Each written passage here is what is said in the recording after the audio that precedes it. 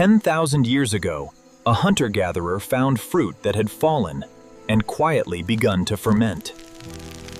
That one cautious sip may have started humanity's oldest and strangest relationship with a single chemical. For decades, experts assumed alcohol appeared only after farming began, tucked safely inside early village life. New evidence completely overturns that assumption, pushing our first encounters with fermentation millions of years earlier. Scientists call this the Drunken Monkey Hypothesis, suggesting early primates evolved to detect fermenting fruit nearby.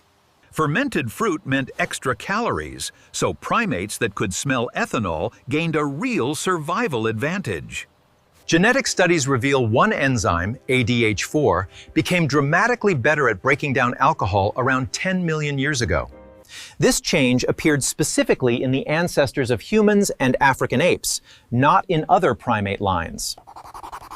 This doesn't mean our ancestors stayed drunk constantly, but their bodies were already prepared for fermented food.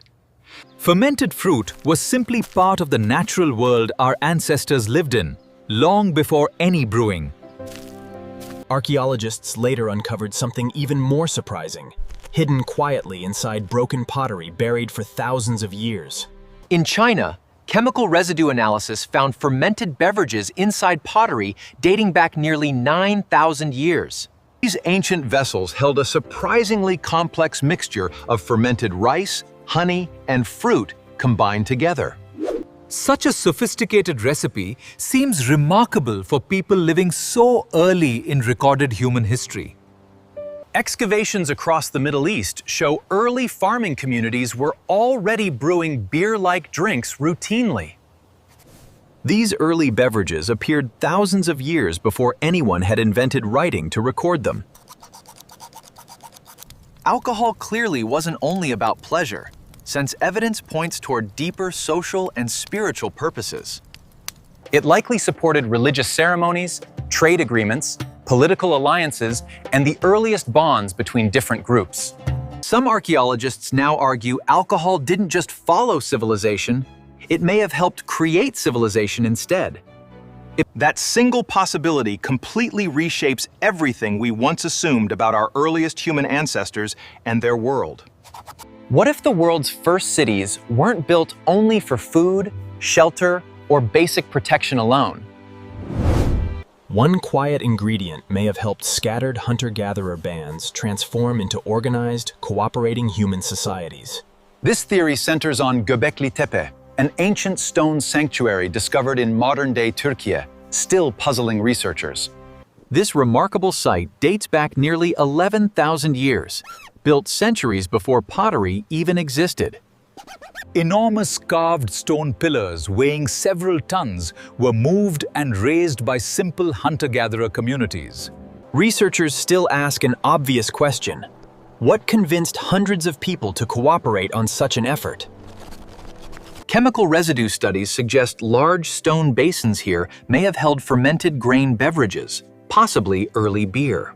Scholars still debate exactly how these basins were used, but the fermentation evidence remains genuinely compelling.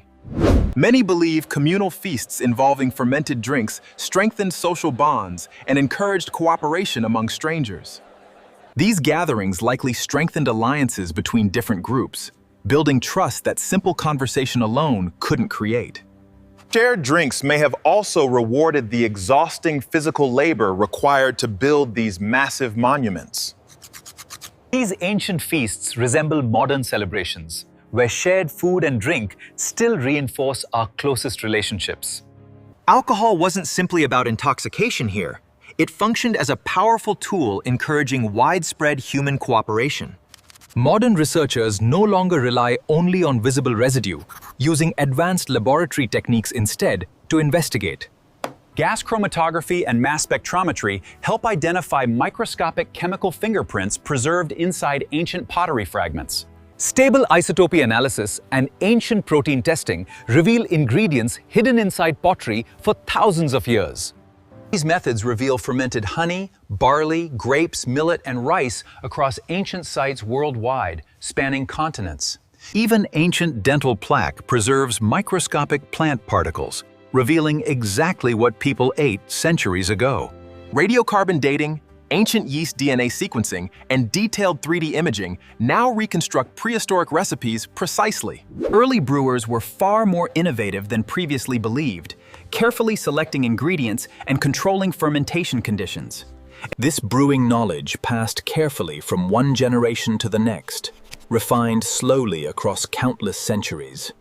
If alcohol influenced cooperation, trade, religion, and innovation, could it have accelerated civilization's rise directly?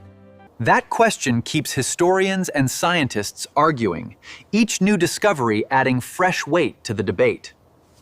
The next chapter reveals evidence that challenges everything we assumed about humanity's oldest and strangest drink. Its legacy still shapes the modern world in ways most people have honestly never fully considered. Did humans invent alcohol after civilization began? Or did alcohol actually help create civilization itself? The honest answer isn't simply yes or no, but the evidence remains genuinely fascinating either way. Across cultures worldwide, fermented beverages serve practical, nutritional, social, and deeply spiritual purposes all at once. In ancient Mesopotamia, beer became a daily staple, partly because fermentation reduced harmful microorganisms in water. Egyptian workers building monumental structures commonly received bread and beer as essential daily rations for survival. Wine became deeply woven into religious ceremonies throughout the ancient Mediterranean world for many centuries. Fermented rice beverages played central roles in East Asian rituals, festivals, and community celebrations alike. Modern anthropology suggests drinking together strengthened trust, reinforced social norms, and encouraged genuine human cooperation. These shared experiences helped communities trade goods, resolve conflicts, and organize increasingly ambitious large-scale projects. No serious scholar claims alcohol alone built civilization, but many view it as one powerful catalyst. Modern genetics show alcohol affects each person differently, depending on metabolism, age, sex, and overall health. Moderate consumption in ancient societies never justifies excessive or unhealthy drinking habits in the present day. Excessive alcohol use remains linked to liver disease, certain cancers, cardiovascular problems, and serious addiction risks. Studying alcohol's historical significance is never the same thing as promoting its consumption in modern life today. Understanding alcohol's history isn't really about a drink. It's about understanding ourselves and our shared past.